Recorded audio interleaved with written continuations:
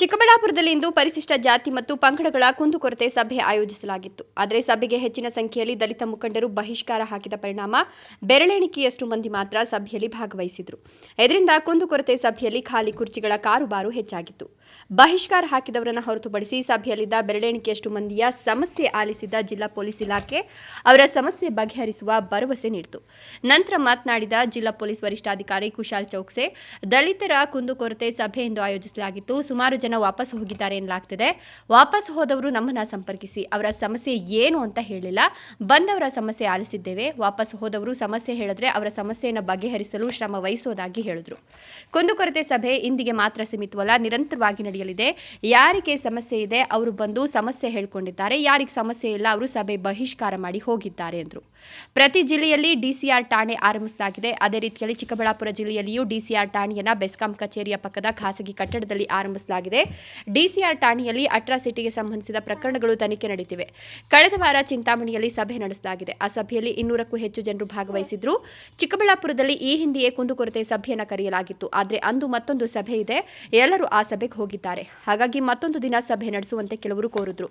ಹಾಗಾಗಿ ಇಂದು ಸಭೆ ಆಯೋಜಿಸಲಾಗಿದೆ ಅಂತ ಹೇಳಿದ್ರು. ಅದು ಅವ್ರದ್ದು ವೆಸ್ಟೆಡ್ ಇಂಟ್ರೆಸ್ಟ್ ಇರಬೇಕು. ಏನಾದರೂ ನಾವು ಲಾಸ್ಟ್ ಟೈಮ್ ಕರೆದಿದ್ದೀವಿ, ಆ ಟೈಮ್ಗೆ ನಾವು ಬಂದಿದ್ದೀವಿ, ಎಲ್ಲ ಆಫೀಸರ್ಸ್ ಬಂದಿದ್ದಾರೆ. ಅದನ್ನು 3-4 ಜನ ಬಂದು ಹೇಳಿದ್ದಾರೆ कि ಸರ್ ಬೇರೆ ಯಾವುದು ಮೀಟಿಂಗ್ ಇದೆಯಾ, ಎಲ್ಲರೂ ಮೀಟಿಂಗ್ ಹೋಗಿದ್ದಾರೆ, ದಯವಿಟ್ಟು ಬೇರೆ ದಿನ ಮಾಡೋಣ. ಸೊ ನಾವು ಎಲ್ಲರೂ ಆಯ್ಕೆ ಮಾಡಿದ್ದೀವಿ. ಆ ದಿನಕ್ಕೆ 24th ಮಧ್ಯಾಹ್ನ ಮಾಡೋಣ ಈ ಮೀಟಿಂಗ್. ಸೊ ಆದಮೇಲೆ ನಮಗೆ ಬೇರೆ ಇವತ್ತು ನಮ್ಮ ಮಾನ್ಯ ಡಿ ಜಿ ಸಾಹೇಬರು ಕೂಡ ಬಂದಿದ್ದಾರೆ. ಸೊ ನಾವು ಆ ಕೆಲಸಕ್ಕೆ ಕೂಡ ಬ್ಯುಸಿ ಇತ್ತು.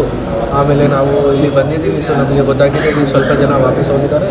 ಬಟ್ ನನ್ನ ಪ್ರಕಾರ ನೋಡಿ, ಯಾರಿಗೆ ಕೆಲಸ ಇದೆ, ಯಾರಿಗೆ ನಿಜವಾಗ್ಲೂ ಕೆಲಸ ಇದೆ, ಅವರು ಎಲ್ಲರೂ ವೇಟ್ ಮಾಡ್ತಾ ಇದ್ದಾರೆ. ಈಗ ಕೂಡ ಬರ್ತಾ ಇದ್ದಾರೆ, ನಮ್ಮ ಜೊತೆ ಡಿಸ್ಕಸ್ ಮಾಡಿದ್ದಾರೆ.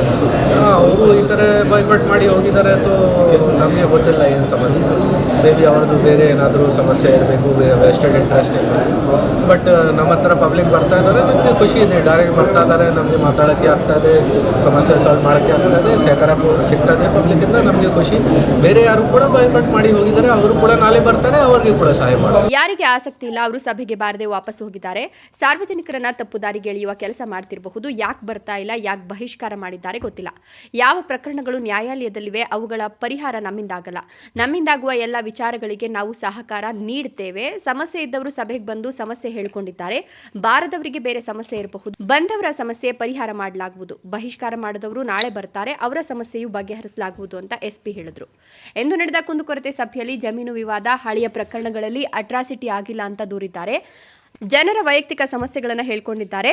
ನಮ್ಮಿಂದ ಪರಿಹಾರ ಸಾಧ್ಯವಾದರೆ ನಾವು ಪರಿಹರಿಸ್ತೇವೆ. ಬೇರೆ ಇಲಾಖೆಗಳ ಸಮಸ್ಯೆಗಳು ಇದ್ದರೆ ಆ ಇಲಾಖೆಗಳಿಗೆ ದೂರು ವರ್ಗಾಯಿಸ್ತೇವೆ ಅಂತ ಜಿಲ್ಲಾ ಪೊಲೀಸ್ ವರಿಷ್ಠಾಧಿಕಾರಿ ಕುಶಾಲ್ ಚೌಕ್ಸೆ ಹೇಳಿದರು.